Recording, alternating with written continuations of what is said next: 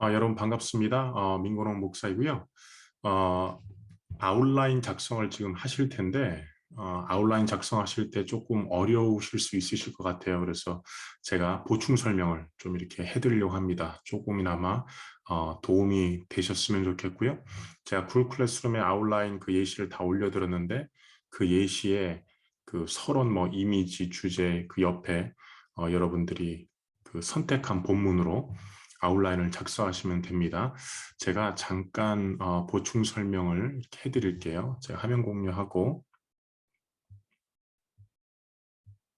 보충 설명을 이렇게 해드리도록 하겠습니다.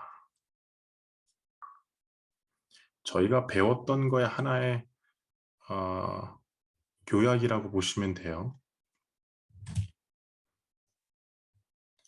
자, 강의 설교의 과정이 있는데 저희 얼굴은 잘 안 보여도 되죠? 이 정도만 보셔도 되겠죠? 화면을 이렇게 보시고 강의 설교의 과정에서 중요하다고 말씀드렸던 부분이 이 빅 아이디어였어요. 중심 메시지. 설교에 중심 메시지, 한 메시지가 있어야 된다고 이렇게 했는데 여러분 설교하기 전에 이 주석 작업을 통해서 또한 신학 적용 작업을 통해서 설교의 중심 메시지를 한 문장으로 만들어야 합니다. 그래서 예를 들어서 시편 117편 그때도 한번 예를 드렸는데요. 너희 모든 나라들아 여호와를 찬양하라. 너희 모든 백성들아 저를 찬양할지어다. 이는 여호와의 인자하심이 크고 진실하심이 영원함이로다. 이 말씀을 헤런 로빈스는 여러분 강의 설교 2장을 보면 주 요소와 보충 요소로 나누죠. 주 요소는 왜 모든 사람이 하나님을 찬양해야 하는가. 보충 요소는 그의 인자심이 크기 때문에 여호와를 찬양해야 된다. 그의 진실하심이 영원하기 때문에 하나님을 찬양해야 된다.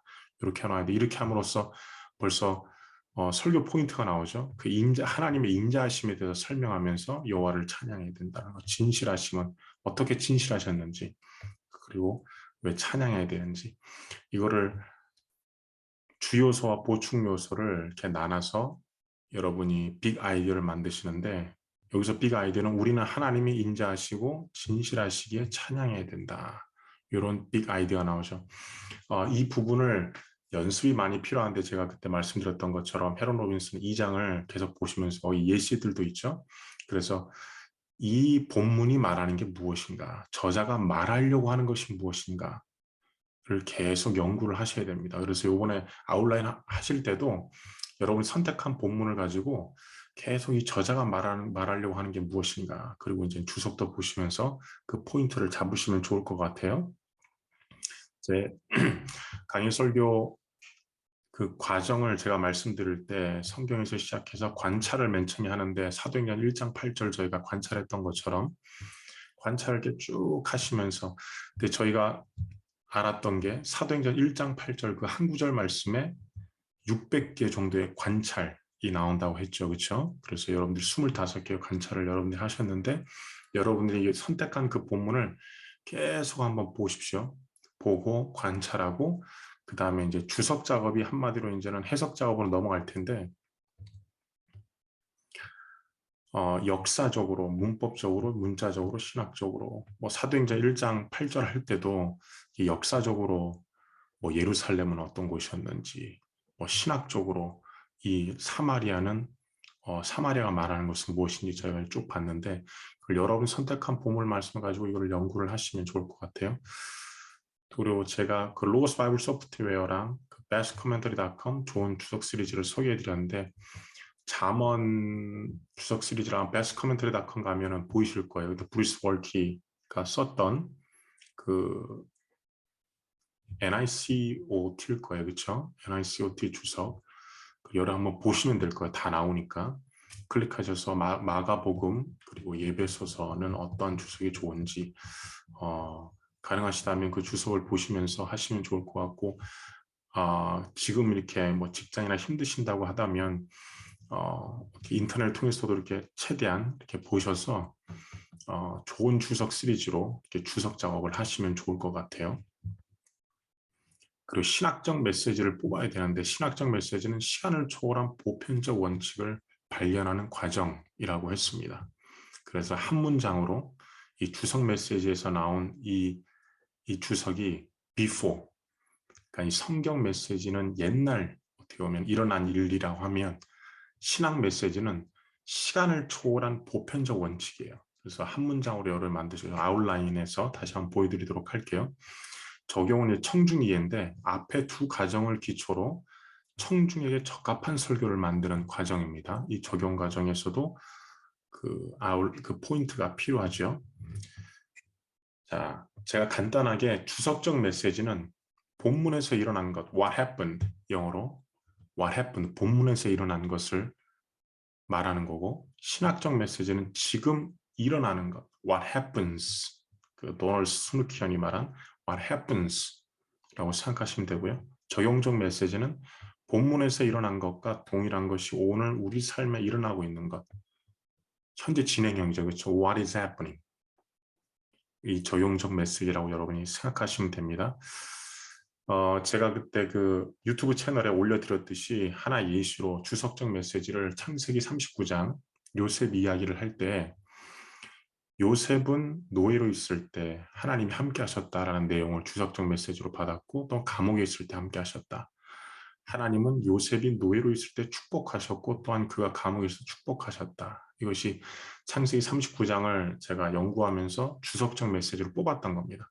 그럼 신학적 메시지는 무엇이냐? 시간을 초월한 보편적 원칙이에요. 그래서 신학적 메시지는 요셉 때도 그렇지만 지금도 하나님의 그 원리죠. 일어나고 있는 것을 뽑아야 되는데 아무리 어둡고 깊은 곳이라도 하나님의 은혜가 들어가지 못할 곳은 없습니다. 이렇게 간단하게 기억하게끔 이렇게 한 문장으로 만드시는 게 중요해요. 여러분이 처음 설교를 하시고 또 설교학을 첫 학기 들으시기 때문에 조금 어려움이 있으실 거예요. 그리고 제가 뭐 너무 많은 것을 바라진 않아요. 그러니까 이렇게 신학적 메시지 같은 경우에는 기억하기 쉽게 또한 청중들이 이 말씀을 가져갈 수 있게 한 문장으로 가져갈 수 있게 이런 신학적 메시지를 만들면 좋습니다. 그리고 적용적 메시지. 그때는 코로나19가 아주 심했었죠. 그렇죠? 그 중간에 있었는데 그래서 지금 현대 청중들에게 그 청중들에게 아무리 깊고 어려운 것, 한마디로 코로나19로 힘들어하시는 분들, 가정과 직장, 교회에서의 갈등, 어둠 가운데 있을지라도 이 부분을 현대 청중에게 적용한 메시지입니다. 이렇게 주석적 메시지, 신학적 메시지, 적용적 메시지가 이렇게 이어가고요. 그 하나의 예시로 제가 올려드렸던 것처럼 강의 설교 예시 영상처럼 이게 한마디로 아웃라인 전체를 담고 있어요. 그렇죠? 특별히 저희가 지금 계속했던 주석 메시지가 나오고 신학 메시지가 나오고 적용 메시지가 나옵니다.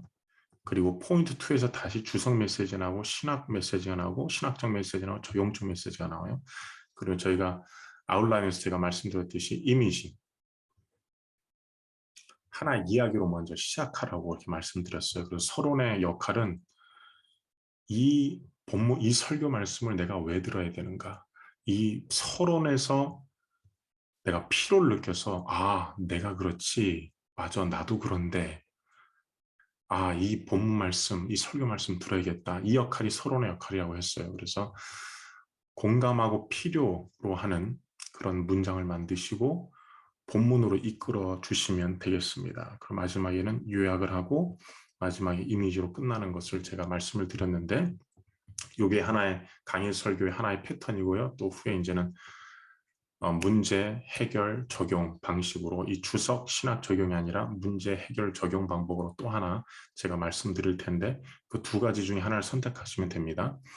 그리고 그리스도 중심적 설교, 문제 해결 적용 이 부분이 제가 말씀드렸던 것처럼 그리스도 중심 설교가 상당히 힘든데 브라이언 제프리 말한 그 설교를 하기가 참 힘든데 그래도 가장 간단하게 할 수 있는 게 문제 해결 적용의 순서예요. 그래서 여러분이 첫 학기 때 하실 수 있는 간단한 그 구조이기 때문에 박준영 원우가 했던 그리스도 중심적 설교 그리고 서민지 원우가 했던 중심적 설교를 여러분들 유튜브 채널에서 한번 들어보시고 문제 해결 적용으로 이 문제를 타락 상태, 그 FCF라고 그랬죠. 브라이언 제프리 말한 이 타락 상태를 어떻게 예수 그리스도 그 그리스도께서 성취하셨고 이루셨는지 그리고 우리는 어떻게 해야 되는지 이 플로로 이렇게 쭉 갑니다. 그래서 여러분들 이걸 두 개를 보시면 되겠고요. 자, 아웃라인을 왜 만드냐면 이 아웃라인 작성은 설교를 논리적으로 만들어줘요. 제가 말씀드렸듯이 설교는 논리적이어야 됩니다. 어떤 주제가 하나의 주제가 있지 않고 주석적 메시지와 신학적 메시지, 적용 메시지가 없다 보면 설교가 중구난방되죠. 전혀 이렇게 포인트를 잡을 수 없는. 그래서 아웃라인은 설교를 논리적으로 만들어주고 또 하나의 메시지를 향하도록 도와줍니다. 여러분 그 빅 아이디어 그 하나로 모든 아웃라인이 초점을 맞추고 있어요. 그래서 아이디어의 순서를 결정하여 적절한 순서로 청중들에게 제공해 줄 수 있습니다. 한 가지 여러분이 기억하셔야 될 것은 개요의 모든 아이디어는 완전한 문장으로 작성하셔야 돼요. 그거를 기억해 주시면 좋을 것 같습니다. 이 과정을 거친다라는 것 여러분 기억하시고, 자, 우리 잠언 18장 10절에서 11절 제가 저번 시간에도 말씀을 드렸지만 수업 시간이 너무 짧기 때문에 다시 한번 이렇게 말씀을 드릴게요. 여러분들이 잠언 2구절과 마가복음 그리고 예배소서 이 4개 중에 하나를 선택하시는데, 예를 들어서 잠언 18장 10절에서 11절은 이렇게 나오죠. 여호와의 이름은 견고한 망대라. 의인은 그리로 달려와서 안전함을 얻느니라. 부자의 재물은 그의 견고한 성이라. 그가 높은 성벽같이 여기느니라. 자세히 보면 대조를 이루고 있죠. 그렇죠? 의인과 부자. 의인은 여호와의 이름, 그 여호와에게서 안전함을 얻고, 부자는 그 재물을 견고한 성이라 여긴다. 이렇게 대조법으로 나와 있는데, 자, 잠언 18장 10절에서 11절을 저는 여러분이 주석하고 신학적 메시지를 뽑고 적용적 메시지를 뽑을 때 먼저 이 서론은 마지막에 여러분이 쓰시는 게 좋을 거예요. 대부분 설교를 이렇게 하시다 보면 본문을 이렇게 주석하고 그리고 거의 다 됐을 때 서론을 이렇게 준비하게 되는데, 첫 번째 여러분들이 잠언 18장 10절 11절을 공부하면서 빅 아이디어 중심 주제를 뽑으셔야죠. 그렇죠? 오직 하나님에 있을 때 우리는 안전합니다. 이게 제가 뽑은 빅 아이디어입니다. 그리고 청중들을 타겟해야 돼요. 여기서는 설교 수업을 듣는 학우들에게 하나님만이 진정한 안정을 줄 수 있고 육적인 재물도 하늘에 쌓아놓아야 되는 것을 알리는 것입니다. 이런 설교 목적과 주제를 먼저 써놓고 그 다음에 아웃라인을 작성하시면 좋을 것 같아요. 설교 제목은 마지막에 하시는 게 좋다고 저는 추천을 드려요. 그리고 적용도, 자, 몸을 보면, 본론을 보면 이게 본론입니다. 여기서는 주석적 메시지, 신학적 메시지, 적용적 메시지의 패턴으로 갑니다. 그래서 10절 A를 볼 때 여호와 이름은 견고한 망대라. 의인은 그리로 달려가서 안전함을 얻느니라. 의인은 안전을 위해서 주님을 신뢰했다.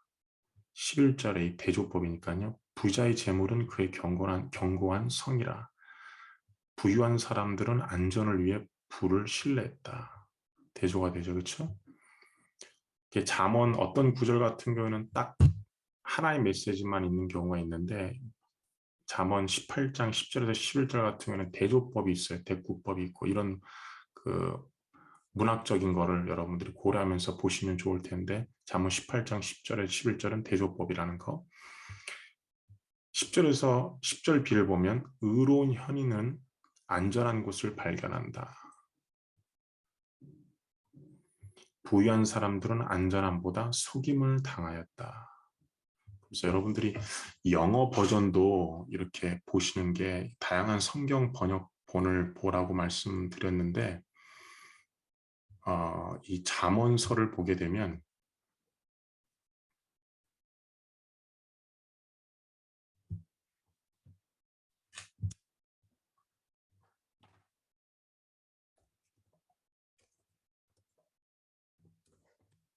잠언 18장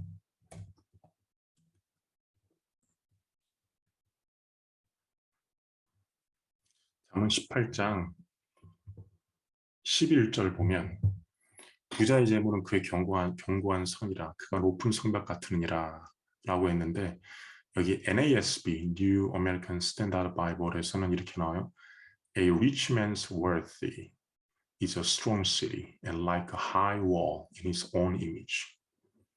그러니까 이 표현들이 상당히 더 적절하고 또 이해하기 쉽게 다가오는 경우도 있어요. 그래서 여러분들이 새번역 성경도 보시고 그리고 영어 버전도 보시면 좋을 텐데 11절은 이렇게 나오죠. 부자의 재산은 그의 견고한 성이 되니 그는 그것을 아무도 못 오를 높은 성벽처럼 여긴다라고 나옵니다. 그래서 다양한 그 성경 번역본을 보시면서 여러분들이 주석을 하시면 좋을 것 같아요. 이 주석이 끝나면 주석적 메시지가 나오는 거예요. 고대 현인은 주님 안에서만 안전을 찾았습니다. 여기서 왜 고대 현이라 그랬냐면 여러분들이 그 주석을 보시면 이 잠언의 신학이 고대 현인, 의인, 뭐 지혜 이런 걸로 많이 나와요. 그 단어들이. 그래서 이렇게 뽑았어요. 고대 현인은 주님 안에서만 안전을 찾았습니다. 그 다음 신학적 메시지. 영어로 always죠. 주님의 약속은 하나님의 백성을 보호하신다는 것입니다. 이렇게 소지들을 통해서 주님의 약속은 하나님의 백성을 보호하신다는 겁니다. 제가 말씀드렸던 것처럼 아까 전에 신학적 메시지는 시간을 초월한 보편적 원칙이에요. 과거에 고대 현인은 주님 안에서만 안전을 찾았지만 보편적 원칙, 주님의 약속은 하나님의 백성을 보호하신다는 것. 그래서 여기에 소지로 이렇게 쭉 나눴고요. 그 다음에 적용이죠. 주님을 신뢰하십시오. 주님이 당신의 안전이라면 당신의 자산을 하늘에 두십시오. 좀 스페시픽한, 좀 자세한 적용을 할 때 자산을 하늘에 두는 것은 하나님의 나라를 위해 사용하는 것을 의미합니다. 뭐 자선단체, 선교, 고아원, 호스피스 이야기를 이렇게 하셔도 되고요. 그다음에 결론은 요약. 고대 현인은 주님 안에서만 안전을 찾았습니다. 주님의 약속은 하나님의 백성을 보호하신다는 것입니다. 주님을 신뢰하십시오. 뭐 주석적 메시지, 신학적 메시지, 조형적 메시지 다 들어갔죠. 그 마지막 이미지를 통해서 예수를 만나고 진정한 안정을 찾은 한 남성의 고아원 사역 이야기를 하고 끝나게 됩니다. 이게 주석 신학 적용 방법이고요. 그리고 제 그 유튜브 채널에 그 올려드렸던 그 요셉 이야기 그리고 다른 학우들이 했던 거를 이렇게 보시면 더 도움이 되실 것 같아요. 그 잠언 28장 13절 말씀은 문제 해결 적용 방법, 그리스도 중심적 설교의 샘플이기도 한데요. 자, 한번 보겠습니다. 여러분이 이 방법으로도 하셔도 됩니다. 자기의 죄를 숨기는 자는 형통하지 못하나 죄를 자복하고 버리는 자는 불쌍히 여김을 받느니라. 여기서 여러분들이 관찰을 많이 하셔야겠죠. 사도행전 1장 8절처럼 자기의 죄를 숨기는 자, 형통하지 못하나 죄를 자복한다. 그리고 죄를 자복하고 버리는 자, 불쌍히 여김을 받으리라. 이 말씀을 관찰을 쭉 하시면서 중심 주제를 저는 이렇게 잡았어요. 자신의 죄를 예수 그리스도께 자백하고 버린 이들은 하나님의 자비를 경험할 것입니다. 그 설교 목적은 금요 철야 예배에 참석한 교인분들이 자신의 죄를 예수님께 내려놓고 하나님의 자비를 경험하며 형통한 영적 생활을 하기 위함입니다. 라고 설교 목적을 정해놓았습니다. 그래서 설교적 제안, 적용은 여러분의 묵상 시간이 감춰진 죄를 드러낼 수 있는 중요한 시간입니다. 말씀 묵상 시간을 오늘라도 시작하십시오. 라는 것이 적용이었어요. 제목은 마지막에 정해놓는 게 좋다고 제가 말씀드렸습니다. 자, 우리 본론을 보면 이 이제 주석적 작업을 통해서 잠언 28장은 솔로몬이 자신의 아들들에게 교훈하는 내용이거든요. 그래서 잠언서를 이렇게 쭉 주석을 보면서 여러분들이 캐치해야 될 것은 이 주석은 누가 썼고 누구에게 얘기하는 것인가. 사도행전 그때 말했던 것처럼 예수님이 쟤들에게 말씀하셨는데 그걸 왜 말씀하셨을까? 이거를 여러분 주석적 메시지를 통해서 잡아야 됩니다. 그 솔로몬은 감춰진 죄로 형통할 수 없음을 아들들에게 교훈하였다. 그래서 이 잠언이 말하는 배경을 여러분 말해주시고 저는 이 다윗과 연결시켰어요. 다윗의 그 감춰진 죄로 인해서 자신의 아들 솔로몬이 그것을 계속 지켜봤다고 생각을 해요. 그 아버지의 아픔을. 그래서 저는 그렇게 연결시켰는데 솔로몬은 감춰진 죄로 형통할 수 없으면 아들이 교훈하였다.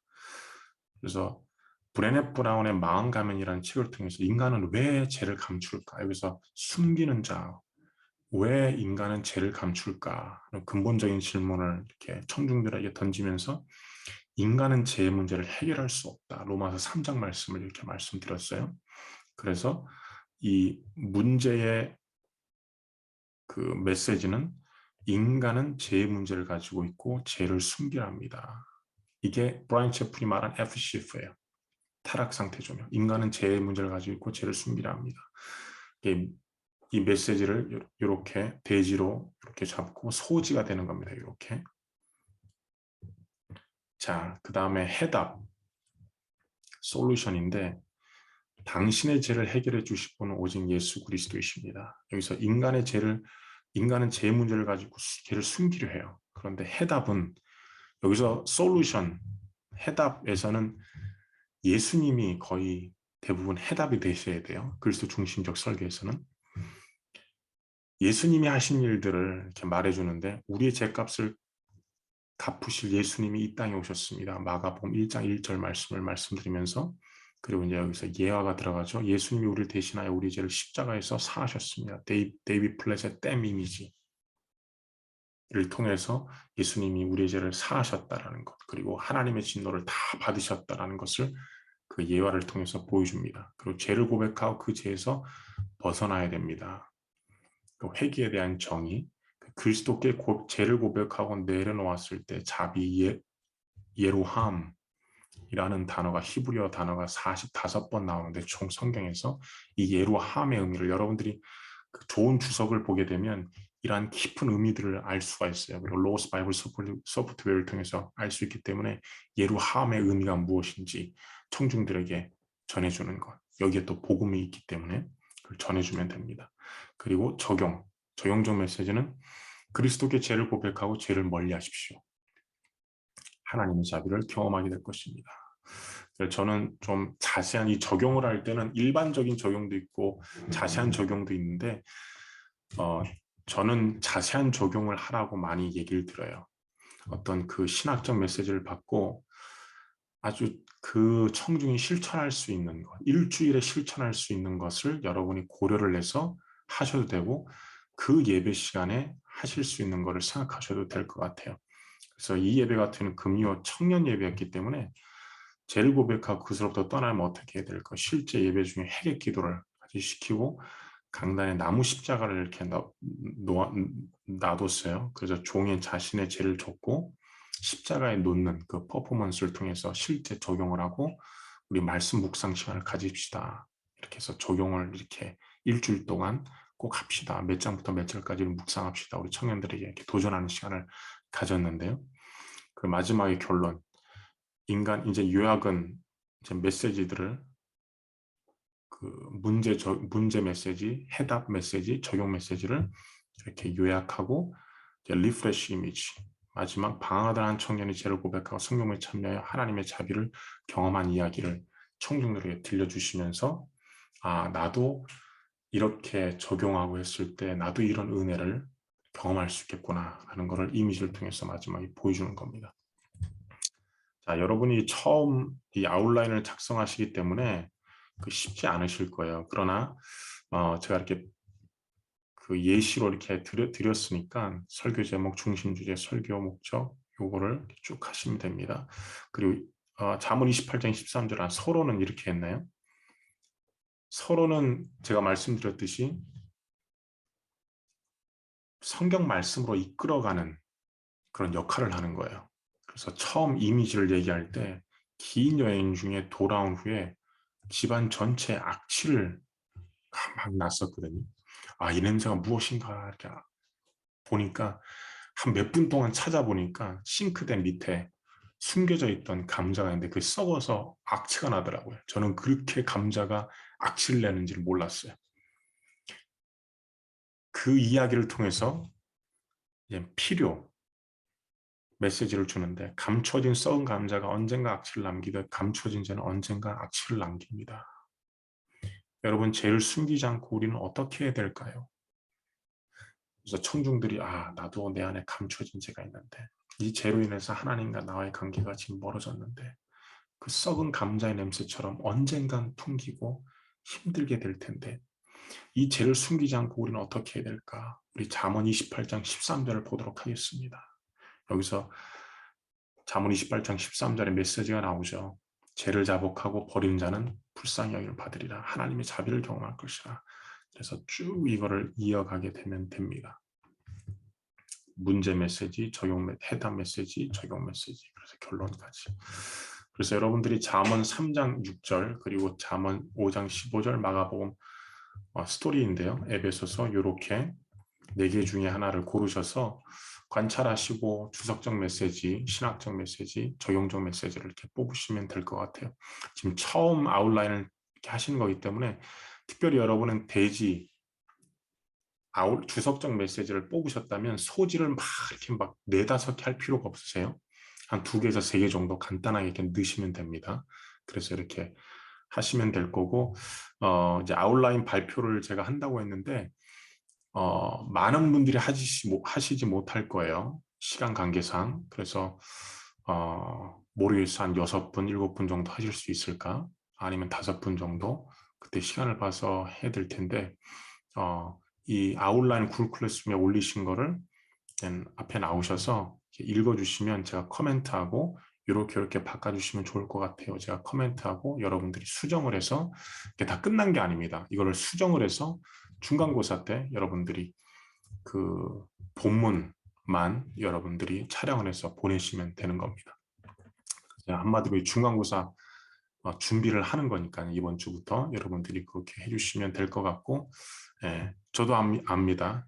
힘드실 거예요. 준비하시고 하는 게 그만큼 설교가 중요하다라는 것. 여러분들에게 힘들게 배우셔서 좋은 설교를 여러분들이 해주시기를 바랍니다. 지금의 고난이 어떤 힘듦이 후에는 이 설교를 논리적으로 그리고 잘 전달할 수 있는 설교자로 쓰게 하는데 좋은 기반이 될 거라고 생각을 해요. 저는 또 그렇게 믿습니다. 그래서 여러분들이 그렇게 준비해 주시면 감사하겠습니다. 여러분 지금까지 들어주셔서 감사하고요. 보충 설명인데 조금이나마 도움이 되셨으면 좋겠습니다.